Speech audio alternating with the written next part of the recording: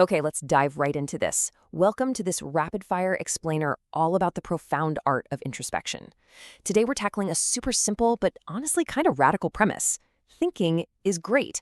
Like deliberate, focused thought, it is absolutely our greatest human gift. But what does it actually mean to truly think? Are we genuinely thinking, or are we just unconsciously following the rules? I mean, think about it for a second. Our minds are incredibly noisy, right? We're just constantly reacting, bouncing from one random thought to the absolute next, pretty much entirely on autopilot.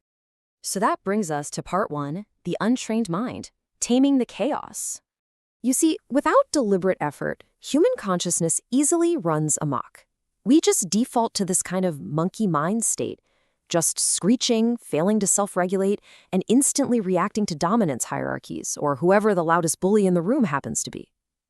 But through cultivation, we can actually achieve an educated mind, a mind that is deeply introspective and in active, conscious control of its own intentions.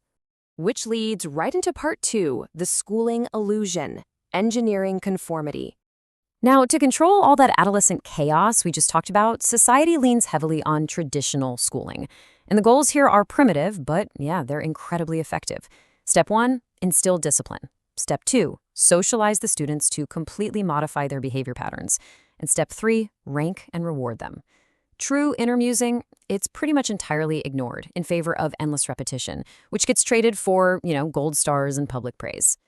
But let's just take a breath here. As Oscar Wilde famously pointed out, education is an admirable thing, but it is well to remember from time to time that nothing that is worth knowing can be taught. He noted that society forgives everything except genius. And why is that? It's because true internal control and genius, they aren't found on a chalkboard. They literally have to be built from within. Moving on to part three, the divide in humanity, the age of wakefulness. So true wakefulness, the moment when we actually begin to ponder our own intentions, usually only kicks in around age 20. And this creates a massive philosophical divide. On one side, you have the introspective folks. They practice righteous self-evaluation, deeply examining their own hearts and controlling negative thoughts.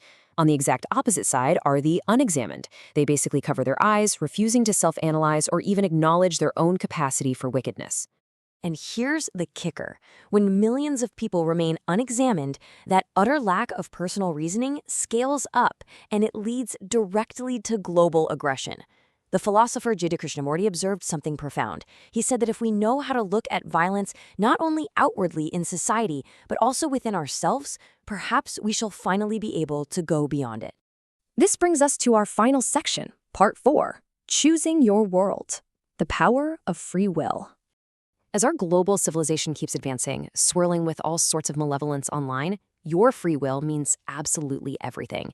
It is entirely up to you to evaluate the path forward and decide what kind of world your grandchildren are going to inherit. So, practice self-analysis on a quiet, introspective walk. Look for something truly magical and beautiful every single day, and critically evaluate your path so you don't just default to being a wage slave. The choice is yours right now. Elevate your consciousness, practice this incredible art of introspection, and above all else, think and be free. The tools are literally right there in your hands.